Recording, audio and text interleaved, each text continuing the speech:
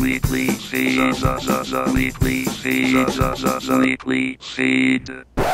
It's Pearl Jam 20 Destination Weekend, Alpine Valley, Wisconsin. Kyle Meredith with Liam Finn. Sir, how are you? Very well, thank you. Yeah, we're on day 2. I mean, you've already done. It was an amazing night.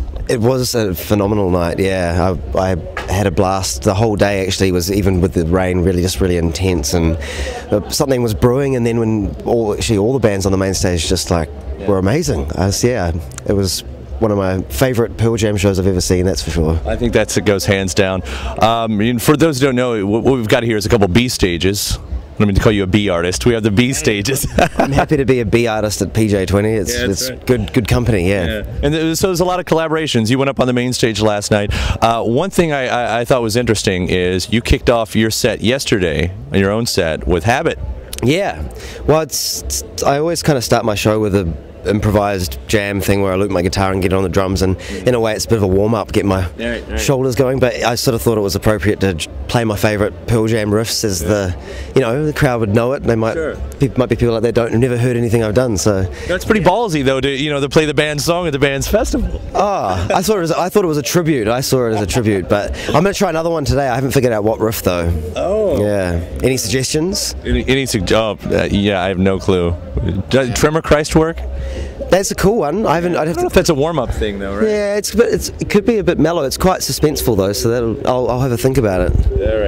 All right. We are at Pearl Jam's Fest, and we're going to talk about your stuff. But do you have a love letter to Pearl Jam? What would your love letter to Pearl Jam say?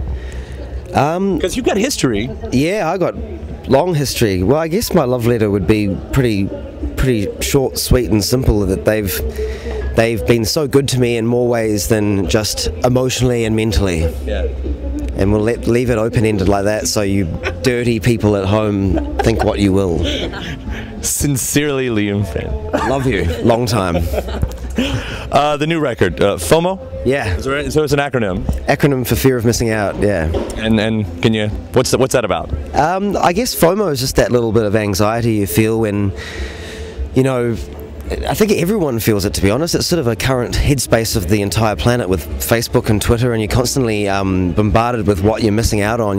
People's posting up photos of last night's party that you weren't at, and they tag you in it just to say, hey, I wish you were here, but it makes you feel a bit, FOMO, basically. So, it's a tragic term. It's nothing to be proud of, but it's also nothing to be embarrassed about, because we all get FOMO. Yeah. Well, I mean, I have a hard time believing that you miss out on much. You're constantly out there, at least right now. I know, so it's a deeply arrogant thing to call my record. No, I think we all feel it, no matter what's going on, but when you hear it, obviously I don't feel like I'm missing out on anything, because I wouldn't want to be anywhere else. But no, I think it's in those little times of loneliness when it can happen at any moment of the day, even when you're at something like this, when you're missing a family member's birthday or something like that, just that little feeling you get. And I guess that was what sort of peppered my year last year living back in New Zealand, and I think I was more afraid of missing out what I'd set up over here in the States and at UK and Europe and stuff. I'd put so much effort in touring and like getting my music out there, that going back to New Zealand and sort of isolating myself really was kind of maybe a mistake, and maybe I was blowing it, but it eventuated in a record, so it must have worked. I think you have to create some kind of problem or anxiety to be able to create something, to fight it. Yeah, that makes the best records, and you have made a great record. And there's a lot of different sounds on it too. I mean, you do a lot of experimenting. Do you have time, the luxury to get in the studio and just say, let's figure out where this track goes, or do you have that in your mind where that's what that song's going to sound like? It's kind of a combination, I suppose. I always like experimenting with things, but I think at the end of the day, I want to find what suits the track in the simplest way, and sometimes it takes a lot of experimenting just to find that clean guitar sound you end up with. But at the end of the day, I like making something that's sort of a sonic experience, and something that you can that puts colours and scents in your mind, from the sound. So it's without getting too wanky about it, I love experimenting, and but at the end of the day, I guess I just, whatever sort of makes me feel excited. Sometimes if it's lush and reverbed out, and sometimes it's really raw and gritty, then whatever turns you on, that's what you should always follow your gut. Yeah. Did you ever, as a second generation artist in the rock spectrum, did you have to come over any expectations? Was that a problem for you? It's definitely been a part of my career, and as far as I will always talk about it and stuff, but it's a huge part of my story, and I love my father's music, so I guess I'm glad he's not one of those, he's not an embarrassing dad. And hopefully I'm not an embarrassing son. Hopefully. I try my best. Well, your Twitters are entertaining. How does your dad feel about your tweets? Oh, well, have you seen his Twitter? No, I actually haven't seen his. Don't talk to me about that. He's way more hardcore. Way more hardcore, yeah. He's just completely irreverent and just doesn't give a shit, really. It's just, yeah.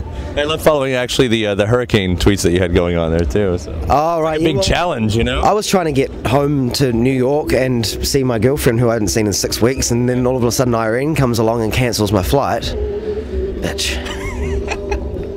Never meet a good girl named Irene again. The last thing I want to bring up, the beard seems to be a strong character trait at this point.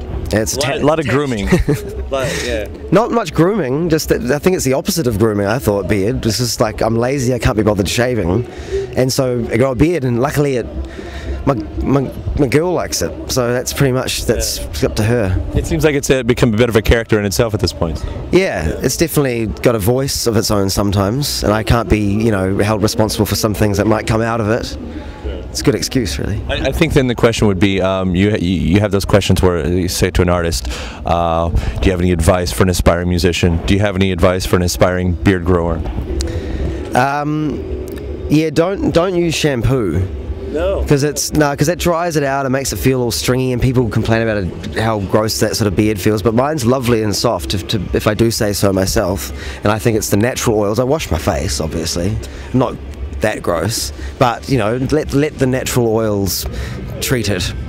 Yeah. Honest words right there from Liam Finn. Yeah. Sarah, it was a pleasure talking to you today. Awesome. Let's get another great show tonight.